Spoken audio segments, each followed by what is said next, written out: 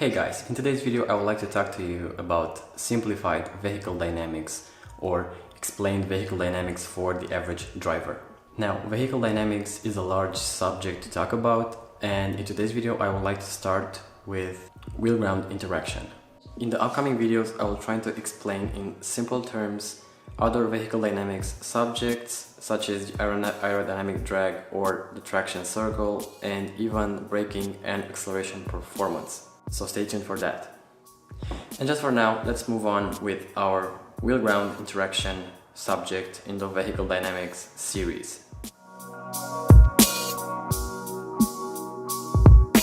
The first thing I would like to talk about wheel-ground interaction is tire grip. Depending on the tire tread and the surface of the road, we have different types of grip forces.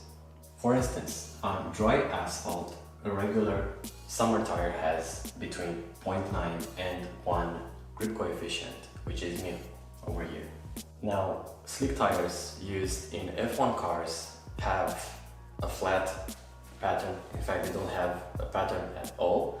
And they managed to achieve a 1.5 grip coefficient, which is a lot bigger. It's 50% larger than on a normal tire on dry asphalt. Now, a regular tire also has a grip coefficient between 0.5 and 0.6. And on ice and black ice, things get a little bit tricky. We have 0.05 and 0.10 grip coefficient. Now, what does this actually mean? Now, the only way we can control our cars is to have a friction force between the tires and the ground. And that friction force is mu times the normal force, and the normal force is the weight of the mass of the car multiplied by g. Now, let's say we have a car with the weight of 1 ton or 1,000 kilograms. Now, the friction force for this 1,000 kilogram car is on dry asphalt. We have, let's say, 1 multiplied by 1,000 kilograms, and we will have 1,000 newtons. Now, if we compute the friction force that we have for our 1-ton car on dry asphalt, it will be 1,000 newtons. On slick tires for the F1 cars, we will have 1,500 newtons. On wet asphalt, we would have 500 newtons. And on snow, it would have probably 150 newtons. And on black ice, we would have between 50 to 100 newtons. So pay close attention when you're driving on completely icy roads. You have up to 20 times less friction force compared to driving on dry asphalt, which makes driving more dangerous, a lot more dangerous actually. So having these grip coefficients over here in mind will make driving more safer, and we will know how to react in different situations, on different driving conditions. And every driver should be aware of this. Now, if we go a little bit in depth, we also have, when we drive our cars, we have a rolling resistance, or the resistant force of the tire to move, to slip. On dry asphalt, we have 0.015. On wet asphalt, we have around 0.03. On snow, around 0.1. And on sand and mud, we have around 0.3. Now, let's say we want to move our 1,000 kilogram car with our bare hands. We will have a rolling resistance of 0.015 multiplied by 1,000 multiplied by g, which is 9.81 newtons per square second, and we will have an approximate value of 150 newtons.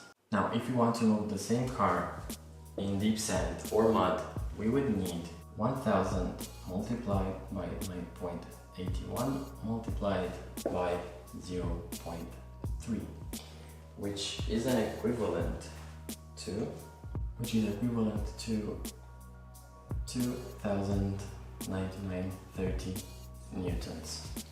Now, compare this with 150 newtons on dry asphalt. It's a huge difference. So we can't really move this car in deep sand or deep mud. Now, a small trick which I learned in university to lower down the rolling resistance of a tire, you can lower the inflation pressure. So if you reduce inflation pressure, let's say with 0.5 bars or 0.5 atmospheres in the tire, you will lower down this from 0.3 to 0.25 or 0.2, it really depends, and we will have a smaller rolling resistance. Now, what I'm talking about rolling resistance, it's really important to have a low rolling resistance when we drive our cars regularly to have a decent fuel consumption. An important mention would be that the rolling resistance will significantly increase at higher speeds and grip will decrease at higher speeds. Also, when a normal tire, normal wheel stands onto the ground, we have a different radius. We have a dynamic radius, it's called. And that's why in most situations tires have different speed symbols and different weight symbols.